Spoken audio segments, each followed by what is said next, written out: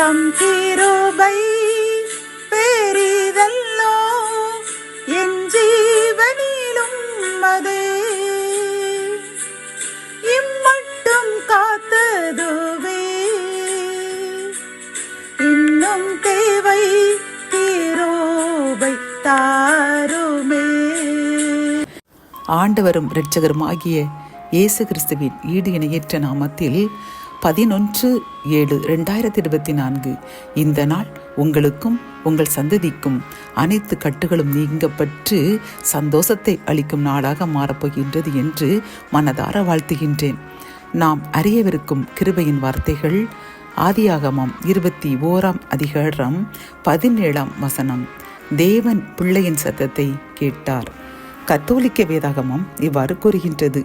கடவுள் பையனின் அழுகுரலை கேட்டார் என்கின்றது. இந்த கிருபையின் வார்த்தையின் மூலம் கர்த்தர் நமக்கு கூறும் ஆலோசனையும் அறிவுரையும் என்னவென்றால், தேவன் நம்முடைய சத்தத்தை கேட்பேன் என்று வாக்கு கொடுக்கின்றார்.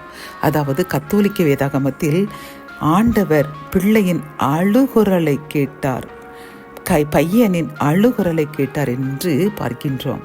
நாம் ஏதாவது ஒரு காரியங்கள் நடைபெறவில்லையே, இன்னும் எனக்கு கிடைக்கவில்லையே என்று நாம் வேதனையில் அமர்ந்திருக்கிறோம் அல்லவா? கர்த்தர் கூறுகின்றார், உன்னுடைய சத்தத்தை நான் கேட்டேன். நீ அழுது ஜெபிக்கும் பொழுது, நீ உண்மையிலேயே அழுகை எப்பொழுது வரும்? நாம் நம்முடைய தவறை உணரும் பொழுது, தெரியாமல் தவறு பண்ணிவிட்டோமோ என்று நாம் உள்ளத்தில் உணரும் பொழுதுதான் கண்ணீர் வரும். அப்படி கர்த்தர் கூறுகின்றார், நாம் அறிந்தும் அறியாமலும் செய்த பாவங்களை உணர்ந்து கண்ணீரோடன் ஆண்டவரிடம் மன்னிப்பு கேட்டு கண்ணீரோடு அவரிடம் விண்ணப்பம் பண்ணும் பொழுது அவர் நம் சத்தத்தை கேட்பேன் என்று வாக்கு கொடுக்கின்றார். ஆகவே அன்பு சகோதரனை சகோதரியே, இந்த ஆதியாகமம் 21ஆம் அதிகாரத்தில் பார்க்கும் பொழுது ஆகார் என்ன செய்கின்றாள்? அவள் தன்னுடைய மகனுக்கு கொடுக்கவிருக்கிற அந்த தண்ணீர் எல்லாம் தீர்ந்து போன உடனே அவன் தாகத்தில் காணப்படும் பொழுது, என்னுடைய பிள்ளை படும் கஷ்டத்தை நான் பார்க்க மாட்டேன் என்று அவனை ஒரு செடியின் அடியில் வைத்துவிட்டு அவள் மனம் குசந்து அழுகின்றாள். பிள்ளையும் தாகத்தால் அழுகின்றது. இந்த இருவருடைய கண்ணீரையும் கர்த்தர் கேட்டு அவனுடைய பிள்ளையினுடைய சத்தத்தை கேட்டு உடனடியாக ஒரு தேவன் 19ஆம் வசனத்தில் தேவன் அவளுடைய கண்களை திறந்தார். அப்பொழுது அவள் ஒரு தண்ணீர் துறவை கண்டு போய் துருத்தியிலே தண்ணீர் நிரப்பி பிள்ளைக்கு கொடுத்தாள் என்று பார்க்கின்றோம். பார்த்தீர்களா? அவள் அழுகுரலை கேட்டு கர்த்தர் அவள் கண்களை திறந்து ஒரு துறவை காண்பிக்கின்றார். அப்பொழுது அவர்கள் தாகம் தீர்க்கப்படுகின்றார்கள். ஆகவே அன்பு சகோதரனை சகோதரியே, நாம் இன்று ஒன்று செய்ய வேண்டும். நம்முடைய ஆசீர்வாத தடைக்கு காரணம் நம்முடைய அபாத்திரமான நிலைமைகள் என்று நமக்கு நன்றாக தெரியும். நாம் என்ன செய்ய வேண்டும்?